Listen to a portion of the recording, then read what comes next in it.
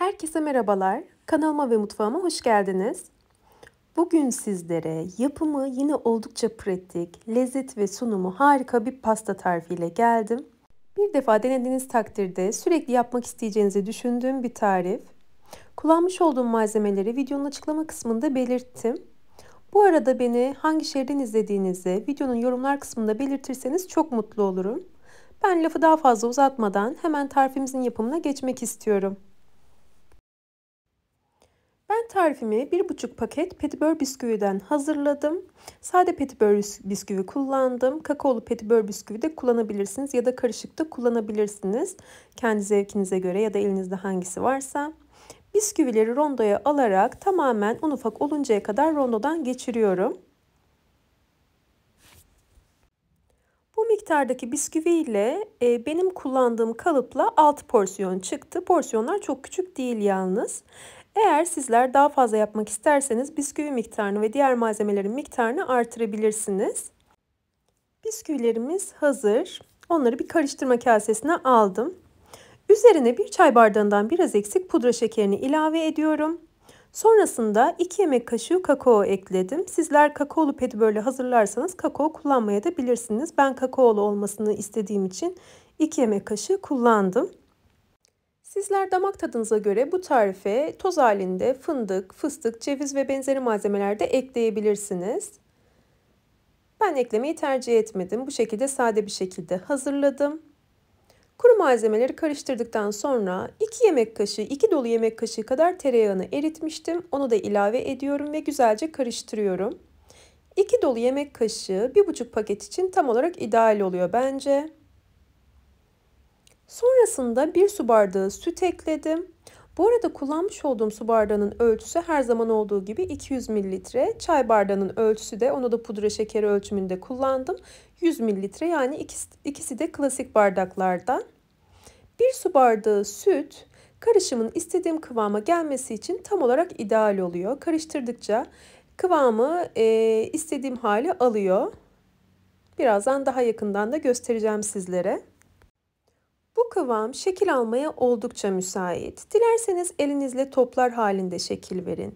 Ya da benim yaptığım gibi silikon kalıplarda şekil verin. Ya da bir streç filme, aynı mozaik pasta, klasik böyle mozaik pastayı yaparız ya, streç filme sararız, rulo şeklinde ve buzluğa kaldırırız. Ya da o şekilde yapın. Sonrasında buzluktan çıkarttıktan sonra dilimleyin porsiyonluk şeklinde. Ben elimde bu şekilde bir silikon kalıp vardı. Onu da hazırlamayı tercih ettim. Dediğim gibi farklı alternatifler de mevcut. Elinizi yuvarlayarak top halinde hazırladığınızda da çok lezzetli oluyor. Trüf gibi sunumu da lezzeti de harika oluyor. Kalıplara bölüştürüyorum. 6 porsiyon için tam olarak ideal geliyor bu karışım. Yani benim kalıbıma tam olarak denk geldi. Ne arttı ne de eksik kaldı.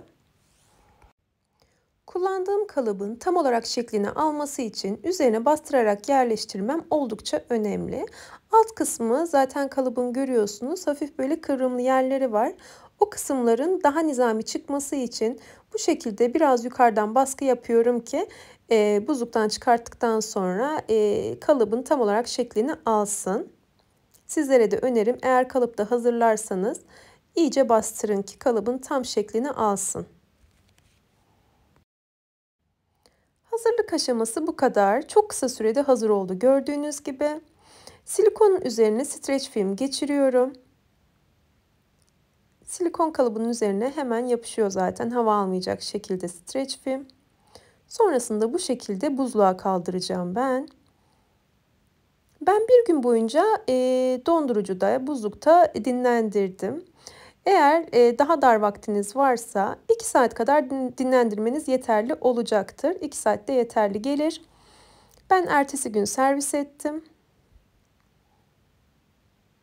Ve evet, ertesi gün oldu. Kalıptan çıkartıyorum tatlılarımı. Çok rahat bir şekilde silikon kalıptan çıkıyor zaten. Ve şekli de gayet güzel görünüyor. Güzel bir şekilde bastırdığım için üzerine tam istediğim gibi oldu. Servis tabağına alıyorum tatlılarımı.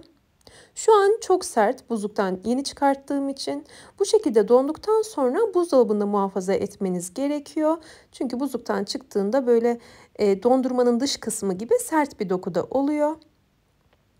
Ben çıkarır çıkarmaz vaktim sınırlı olduğu için süsledim üzerine.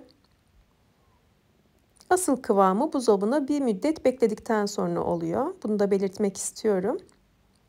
Diğer tarafta 60 gram bitter çikolatayı benmari usulü eritmiştim. Onu da sıkma torbasına alıyorum. Üzerlerini süsleyeceğim pastaların. 60 gram çikolata fazla bile geliyor esasında.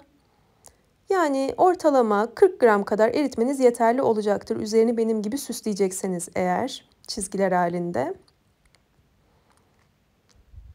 Sıkma torbasının uç kısmını elimle toparlıyorum ki oradan taşmasın. Uç kısmını da makasla kesiyorum ve üzerlerini süslüyorum.